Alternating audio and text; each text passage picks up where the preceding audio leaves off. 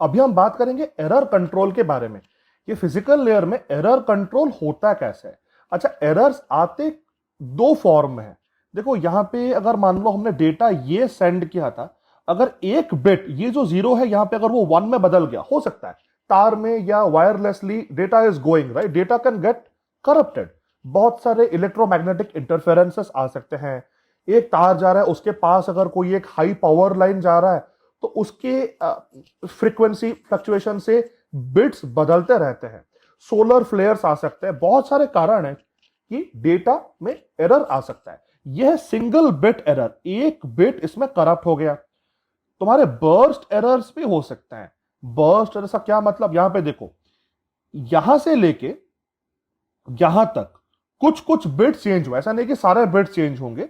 यहां पे चार बिट्स फ्लिप हो गए, ये जीरो यहां पे वन हो गया, ये वन यहां पे जीरो हो गया, वन जीरो और जीरो यहां पे वन हो गया। तो इसका जो रेंज है, मतलब लेफ्ट मोस्ट पॉइंट में जहां तक कि डेटा सही था, जहां से प्रॉब्लम होना शुरू हुआ, ठीक है, ये जीरो यहां पे वन हो गया, तो ये बाउंड्री यहां पे हमने फिक्स किया। और जहां तक एरर्स होते रहे, मतलब जो लास्ट एरर है वो ये जीरो यहां पे वन हुआ, और बीच में कितने भी चेंजेस हो, लेकिन ये लेफ्ट साइड से लेके राइट तक ये बर्स्ट एरर है। मतलब इसमें बहुत सारे एरर्स हुए हैं। और जो लेंथ है इसका वो 8 बिट है। गिन लो यहां पे, 1 2 3 4 5 6 7 8। इसका जो लेंथ है वो 8 है, मतलब लेफ्ट से लेके राइट बाउंड्री तक बीच में आठों के आठों बिट करप्ट हो, करप्टेड हो या कुछ भी हो, उससे फर्क नहीं पड़ता। लेकिन जो बर्स्ट एरर है, जितने भी बिट्स इसमें करप्टेड हो, लेफ्ट मोस्ट पॉइंट से लेके राइट मोस्ट पॉइंट तक जो है उसका लेंथ है वो यहां पे 8 है। और इसको हम एक बर्स्ट एरर बोलते हैं। ये सिंगल बिट एरर नहीं है, इसमें बहुत सारे बिट्स बदले हुए हैं। तो ये जो डेटा लिंक लेयर है, ये एरर को पकड़ेगा कैसे। मतलब एरर अगर हमने करके दे दिया तो डेटा फालतू हो गया ना, उसका कोई काम नहीं है। डेटा करप्ट हो गया, उसको अगर अपर लेयर को दोगे तो आईपी में तो उसमें, मतलब आईपी में तो हम हेडर चेकसम रखते हैं। मे बी वो हेडर वाले पार्ट में एरर हो गया तो उसका चेकसम फेल हो जाएगा, तो आईपी का लेयर उसको डिस्कार्ड कर सकता है। अच्छा, आईपी के हेडर में अगर एरर ना भी हुआ हो, अगर आईपी ने उसका पेलोड को डिकैप्सुलेट करके ट्रांसपोर्ट के लेयर को दे दिया, ट्रांसपोर्ट लेयर में टीसीपी यूडीपी दोनों चेकसम यूज करता है, तो उसमें सा चेकसम फेल हो जाए।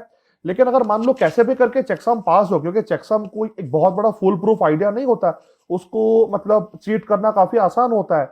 लेकिन वो अगर एप्लीकेशन लेयर में गया, वहां पे तो करप्टेड डेटा पहुंचेगा ही पहुंचेगा। एचटीटीपी हो गया, एसएसएच हो गया, जो भी प्रोटोकॉल्स एप्लीकेशन लेयर में है वो तो डेटा को समझ ही नहीं पाएंगे। तो ये पूरा का पूरा एफर्ट वेस्ट हो गया हमारा। तो ये नहीं होना चाहिए। अगर एक अनरिलायबल ट्रांसमिशन मीडियम हम यूज करते हैं, जो कि है कोई भी तार पे कोई भी वायरलेस डेटा भेज रहे हो, उसमें एरर आ ही जाते हैं, तो डेटा लिंक लेयर को उसको डिटेक्ट करना आना चाहिए। तो हम क्या करते हैं, एक जो तरीका होता है उसको बोलते हैं ब्लॉक कोडिंग। ब्लॉक मतलब हम डेटा को क्या करते हैं, डेटा वर्ड्स में उसको स्प्लिट करते हैं, के बिट्स का, मतलब के का वैल्यू कुछ भी हो सकता है ना। तो उसके चंक्स में हम डेटा को डिवाइड करते हैं, हम डेटा वर्ड्स बनाते हैं। ठीक है, फिर एक डेटा वर्ड को लेते हैं, एक जनरेटर यूज करते हैं, और जनरेटर क्या करता है, कुछ एक्स्ट्रा बिट्स बनाता है। ठीक है, वो एक्स्ट्रा बिट्स को हम क्या करते हैं, हमारे डेटा वर्ड के पीछे उसको जोड़ देते हैं, और हमारा एक कोड वर्ड बनता है। ठीक है, ये कोड वर्ड n बिट्स का होता है, और n हमेशा क्या होगा, k से बड़ा होगा। और क्योंकि k हमारा डेटा वर्ड का लेंथ था और n हमारा कोड वर्ड का लेंथ है, ये तुम अच्छे से याद रख लो। n जो होता है वो कोड वर्ड का लेंथ होता है, और कोड वर्ड क्या होता है, डेटा वर्ड के पीछे हम कुछ एक्स्ट्रा बिट्स को लगाते हैं, जो कि हमको रिसीवर के साइड में हेल्प करेगा एरर्स को पकड़ने के लिए। ठीक है, तो ये n हो गया कोड वर्ड का लेंथ, और जो k हो गया वो हो गया डेटा वर्ड का लेंथ। और हमने कितने एक्स्ट्रा बिट्स लगाए हैं कोड वर्ड में, n माइनस के। ठीक है, n हो गया कोड वर्ड का लेंथ, k हो गया डेटा वर्ड का लेंथ, और n माइनस के बिट्स को अगर हमने डेटा वर्ड के पीछे लगाया, मतलब वो क्या हो गया, वो हो गया k प्लस n माइनस के। तो वो तो ऑब्वियसली n ही हो जाएगा ना। बस, तो क्या किया यहां पे हमने, एक अनरिलायबल ट्रांसमिशन मीडियम ने हमने उसको भेजा। इसमें पोटेंशियल है कि जो कोड वर्ड हमने भेजा उसमें कोई भी बिट्स इधर उधर हो सकते हैं, सिंगल बिट एरर हो सकता है, नहीं तो बर्स्ट एरर भी हो सकता है। और ये कोड वर्ड आके यहां पे रिसीवर के पास पहुंचा, वो n बिट्स आके पहुंचे, तो हम क्या करेंगे, चेक करेंगे। ठीक है, कि इसमें कोई एरर आया है कि नहीं। अगर एरर है तो हम ये वाले फ्रेम को डिस्कार्ड कर देंगे, ठीक है।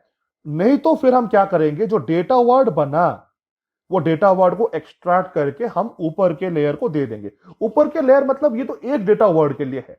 वो डेटा वर्ड, एक फ्रेम क्या है, मल्टीपल डेटा वर्ड्स में बना होगा ना। एक फ्रेम के अंदर बहुत सारे डेटा वर्ड्स होंगे। अगर सारे के सारे पास हुए तो वो फ्रेम ठीक है, लेकिन वो फ्रेम के अंदर कोई एक भी डेटा वर्ड अगर करप्ट हो गया तो वो पूरा का पूरा फ्रेम बेकार हो गया। तो यहां पे हम एक एक करके डेटा वर्ड्स को चेक कर रहे हैं। एक डेटा वर्ड को हमने लिया, उसके लिए हमने कुछ एक्स्ट्रा बिट्स को जनरेट किया, उसको हमने डेटा वर्ड के पीछे चिपका के कोड वर्ड बनाया और वो कोड वर्ड को भेजा। कोड वर्ड में करप्शन होने के चांसेस हैं। रिसीवर फिर उसको चेकर में देगा। चेक करने के बाद अगर वो कोड वर्ड में कुछ प्रॉब्लम दिखाई दिया तो हम वो डेटा, जो कोड वर्ड को डिस्कार्ड कर देंगे, उससे डेटा वर्ड को एक्सट्रैक्ट करने की कोशिश नहीं करेंगे, क्योंकि कुछ फायदा नहीं होगा, गलत डेटा आ जाएगा। लेकिन अगर सब कुछ ठीक है तो फिर हम डेटा वर्ड को बनाएंगे और उसको फिर हम एक्सट्रैक्ट करके रखेंगे। तो यहां पे एक एग्जांपल है, इसमें k हो गया 2, क्योंकि डेटा वर्ड्स को हमने दो दो बिट करके डिवाइड किया। देखो डेटा वर्ड्स यहां पे दो दो बिट है और दो बिट के तो 4 डेटा वर्ड्स मैक्सिमम बन सकते हैं, 0001 1011। और n यहां पे है 3। n मतलब 3 का मतलब क्या, जो कोड वर्ड बनता है उसका जो लेंथ है वो है 3। मतलब हमने यहां पे 00 यहां पे है, यहां पे वो सेम 00 है, लेकिन हमने यहां पे एक एक्स्ट्रा 0 यहां पे लगाया है। ये 01 है, ये 01 को लिया, यहां पे एक एक्स्ट्रा 1 को लगाया तो कोड वर्ड बना। 10 यहां पे है, एक्स्ट्रा 1 लगाया, ये 11 लिया, एक्स्ट्रा 0। तो ये 0101 हमने कैसे लगाया, वो एल्गोरिथम के बारे में यहां पे मैं बात नहीं कर रहा। वो तो जनरेटर का काम है। वो डेटा वर्ड को लेगा और वो एक्स्ट्रा जो बिट्स बना रहा है, n-k बिट्स जो बना रहा है, वो बिट्स को कैसे बनाएगा वो जनरेटर के एल्गोरिथम पर डिपेंड करता है। वो आगे जाके हम बहुत सारे एल्गोरिथम इस सेम वीडियो में हम देखेंगे। लेकिन बस यहां पे मैं ये दिखाने की कोशिश कर रहा हूं कि हमने कैसे दो दो बिट्स के डेटा वर्ड को लेके 3-3 बिट के कोड वर्ड्स को यहां पे बनाया है। चलो एक इंपॉर्टेंट कॉन्सेप्ट को तुमको इंट्रोड्यूस कराता हूं, जिसको कि बोलते हैं हैमिंग डिस्टेंस। ठीक है, अगर हम यहां पे देखो, यहां पे एग्जांपल लेके तुमको बताने की कोशिश करूंगा। यहां पे हमने 5 जीरोस लिए हैं और यहां पे 01101 को हमने लिया। इन दोनों के बीच में हैमिंग डिस्टेंस क्या है, हमको बस देखना है कि कितने बिट्स बदले हुए हैं। ये जो 0 है यहां पे, ये वाला 0 यहां पे बदला नहीं है, तो इससे डिस्टेंस बढ़ा नहीं। ये वाला जो 0 है यहां पे, ये बदल के 1 हो गया, मतलब डिस्टेंस अभी 1 से बढ़ा। ये वाला जो 0 है वो यहां पे बदल के 1 हो गया, तो वो भी एक डिस्टेंस को ऐड किया। ये वाला 0 है, यहां पे वो 0 रहा तो डिस्टेंस को ऐड नहीं करेगा, तो लास्ट 0 है वो बदल के यहां पे 1 हो गया, तो +1 मतलब 3। इन दोनों के बीच में जो डिस्टेंस है, हैमिंग डिस्टेंस है, वो हो गया 3। मतलब कितने बिट्स बदले हैं दोनों के बीच में, एक एक पोजीशन को चेक करना है। पहला पोजीशन बदला कि नहीं, दूसरा पोजीशन बदला कि नहीं, ऐसे करते करते, ठीक है। तो वो हो गया हैमिंग डिस्टेंस। ठीक है, तो अब कोई भी ब्लॉक कोडिंग यूज करो, ठीक है। ब्लॉक कोडिंग करने के बाद क्या होगा, आपके बहुत सारे कोड वर्ड्स बनेंगे। ठीक है, जो कोड वर्ड का लेंथ है वो है n। ठीक है, कोड वर्ड का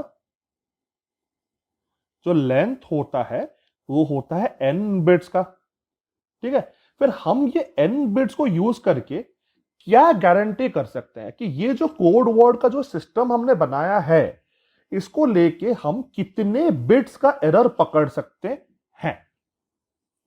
तो इसका एक रूल है, वो रूल यहां पे लिखा गया है कि अप टू s एरर्स अगर हमको पकड़ना है, अप टू s एरर्स मतलब s का मान लो वैल्यू अगर 3 है, इफ s इक्वल टू 3 मतलब हम 1 बिट के एरर्स को पकड़ सकते हैं, 2 बिट अगर बदल गया उसको भी पकड़ सकते हैं, 3 बिट्स अगर बदल गए तो उतना तक पकड़ सकते हैं। लेकिन अगर हमारे जो कोड वर्ड हम भेजे, मतलब हमने सेंडर के साइड में एक कोड वर्ड बनाया और रिसीवर के साइड में वो कोड वर्ड हमने रिसीव किया, ये मैंने प्राइम लगा के लिखा क्योंकि इसमें बदलाव है, हो सकता है करप्शन हो सकता है। तो ये कोड वर्ड प्राइम में अगर 1 बिट बदला है करप्शन के लिए, अगर 2 बिट बदला है, अगर 3 बिट बदला है, अप टू 3 बिट्स, क्योंकि एस का वैल्यू यहां पे 3 है, तो up to 3 bits of error पकड़ने के लिए हमारा जो कोड वर्ड का जो सिस्टम है, उसका जो मिनिमम हैमिंग डिस्टेंस, ये मिनिमम हैमिंग डिस्टेंस क्या होता है मैं जल्दी से तुमको बता दूंगा। इसका जो मिनिमम हैमिंग डिस्टेंस होना चाहिए वो s+1 होना चाहिए। मतलब यहां पे s का वैल्यू 3 है, तो यहां पे जो d min है उसको 4 होना पड़ेगा, because s+1 equal to 3+1 equal to 4। अच्छा, ये मिनिमम हैमिंग डिस्टेंस क्या है, इसको मैं आपको ऐसे समझाता हूं। ये जो कोड वर्ड्स हैं, आपके बहुत सारे कोड वर्ड्स बन सकते हैं, है ना। तो if you take the set of all the possible code words in the system, okay, आप फिर कॉम्बिनेशंस लो दो दो करके, है ना। तो मान लो आपका जो कोड वर्ड का सिस्टम है ये वाला है, मान लीजिए हम इसको यूज कर रहे हैं यहां पे, ये कोड वर्ड, ये कोड वर्ड, ये कोड वर्ड, ये कोड वर्ड, ठीक है। 4 कोड वर्ड्स है हमारे ये कोड वर्ड के सिस्टम में। हमारा जो ब्लॉक कोडिंग का जो एल्गोरिथम है वो खाली ये 4 कोड वर्ड्स ही बना सकता है, ठीक है। तो इसमें जो मिनिमम डिस्टेंस है कोई भी 2 कोड वर्ड का, वो क्या है, कैसे निकालेंगे। चलो हम इसको पकड़ते हैं, 000 और 011, इनके बीच में हैमिंग डिस्टेंस क्या है, 2 बिट्स बदले हैं, लास्ट के 2 जीरोस है वो 1 हो गए, तो वो क्या हो गया, डिस्टेंस ऑफ 000 और 011 इक्वल टू 2, ठीक है।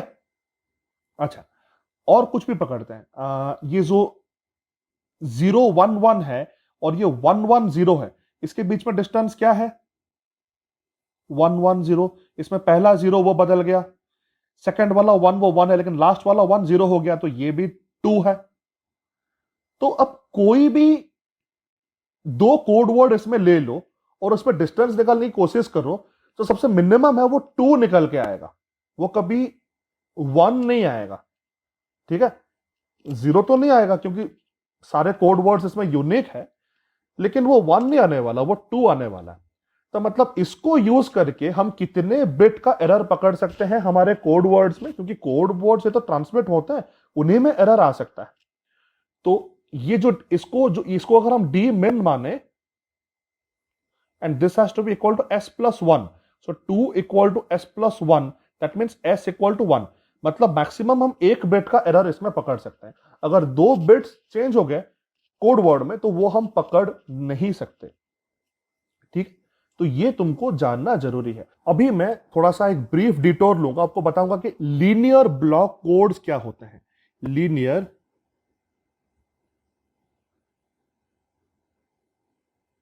ये लीनियर ब्लॉक कोड्स ये होते हैं, ये यहां पे एक लीनियर ब्लॉक कोड है, आप बस कोड वर्ड्स पे ध्यान दो। कोई भी 2 कोड वर्ड्स को लेके अगर आप एक्सऑर करते हो, यहां पे मान लो मैंने 000 लिया, फिर 011 लिया, एक्सऑर किया तो 10110, तो ये चारों कोड वर्ड्स में एक होगा।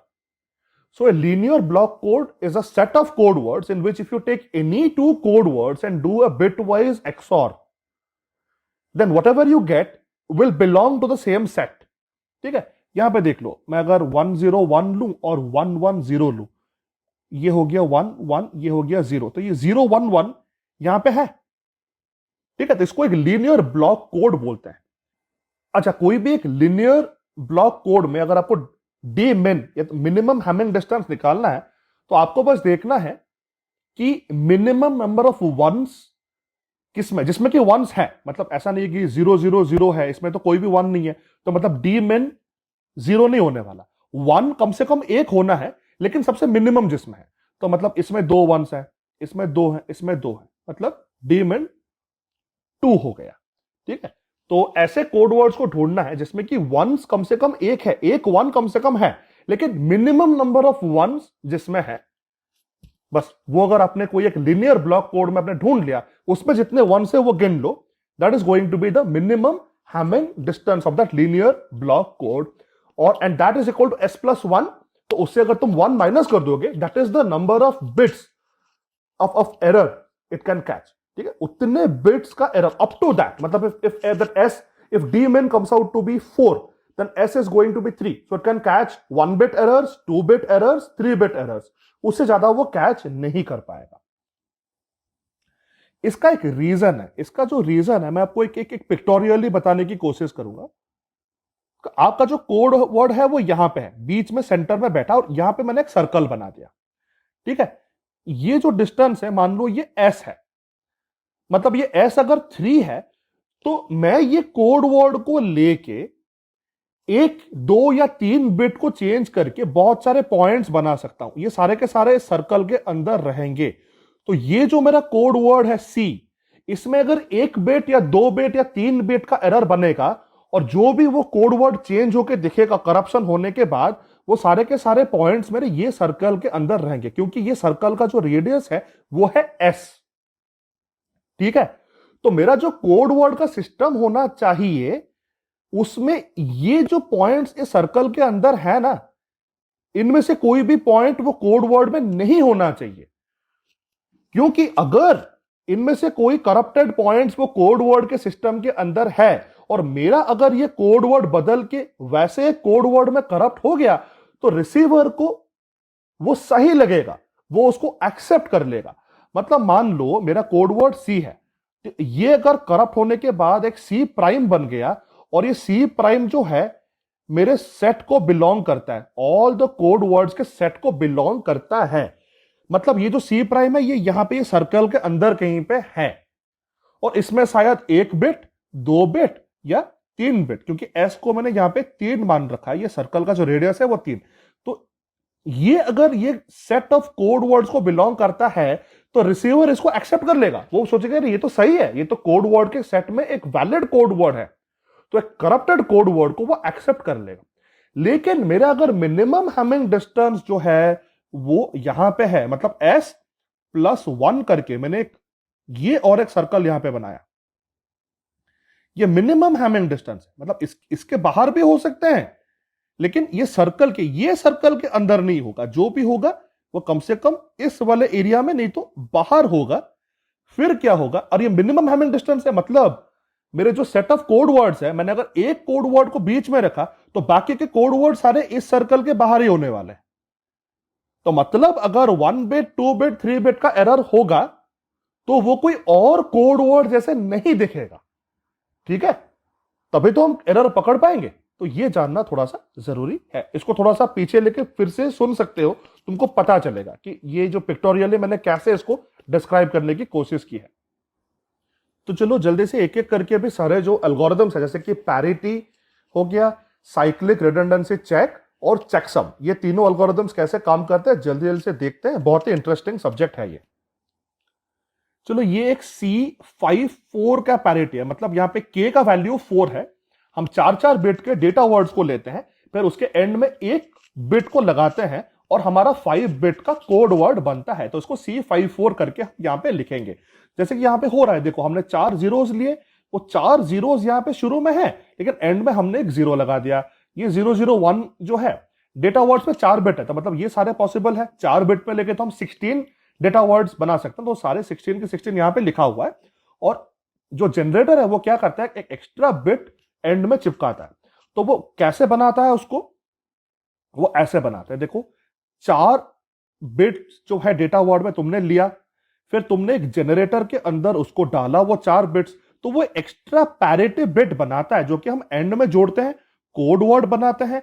अनरिलायबल ट्रांसमिशन मीडियम में हम उसको रिसीवर के पास भेजते हैं। यहां पे पांचों के पांचों बिट्स कोड वर्ड के आ गए। तो हमने क्या किया, ये जो पांचों के पांचों बिट्स को एक चेकर को हमने पास कराया, तो एक सिंड्रोम बोल के एक नंबर निकल के आया।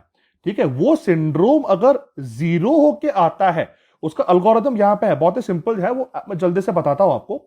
वो सिंड्रोम ऊपर 0 आता है तो आप उसको एक्सेप्ट करोगे, ठीक है, नहीं तो आप उसको डिस्कार्ड करोगे। एक्सेप्ट करने के टाइम हम ये जो एक्स्ट्रा बिट है उसको डिस्कार्ड कर देंगे। तो डेटा का पार्ट था नहीं, उसका काम था कि बस एरर डिटेक्ट करने के लिए।